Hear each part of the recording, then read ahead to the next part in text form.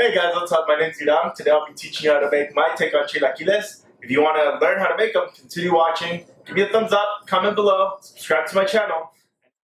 Alright, so the basic ingredients you'll need is tomatoes, Serrano peppers or jalapeños, whatever you have, cilantro, onion, chicken stock, and corn tortillas.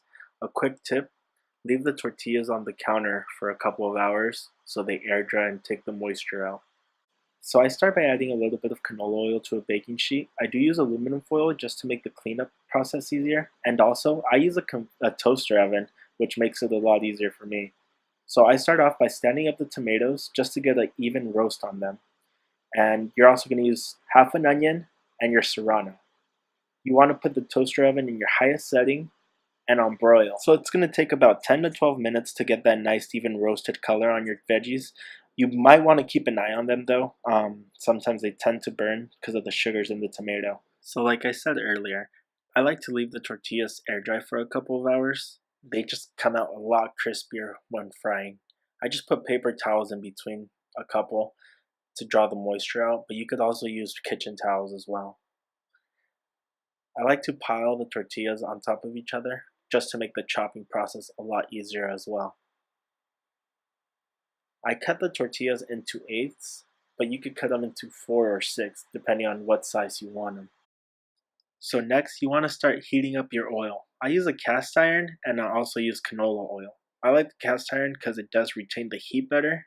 And you also want to start warming up about a cup and a half of chicken stock for your salsa. So once your oil is nice and hot, you want to start by dropping a few tortillas at a time. Don't overcrowd your pan, that way you get crispier golden brown tortilla chips. They do tend to fry up fairly quick, so just keep a good eye on them. You also want to constantly mix them up just so they don't stick to each other. So once your tortillas are nice and crispy and golden brown, I like to take them out and put them on a paper towel just to drain the excess oil off of them. You also want to season the tortilla chips as you take them out of the oil. I just use a little bit of salt. So your veggies should be done roasting by now. I did forget to mention, depending on the spice level you want your salsa, you can always add more peppers to it. Or if you don't want it spicy, you don't have to add the serrano or the jalapeno to it. I add everything to the blender along with the chicken stock and puree it until it's nice and smooth.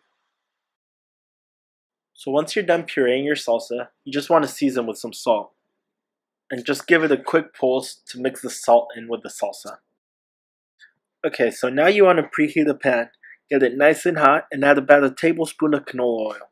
So once your oil's hot, you want to add your salsa, but add it slowly, it does bubble up. Then, you're going to add your tortilla chips into the pan. Just be careful, try not to break them, so be gentle when stirring them. So to top off my chilaquiles, I like to use Mexican crema, queso fresco, cilantro, and onion. You could always substitute the Mexican crema with sour cream. Trust me, they'll still taste amazing. So for the plating of the chilaquiles, I like to start with the onion. You really want to use the onion. It really adds a nice crunch factor to it. Next, you want to do a nice drizzle of Mexican crema or sour cream, depending on what you're using. And now you're going to add the queso fresco. I like to crumble mine up. And then to finish it off, a nice pinch of cilantro. It'll freshen the whole dish up. Alright guys, so this is the final product. Hope you enjoy it.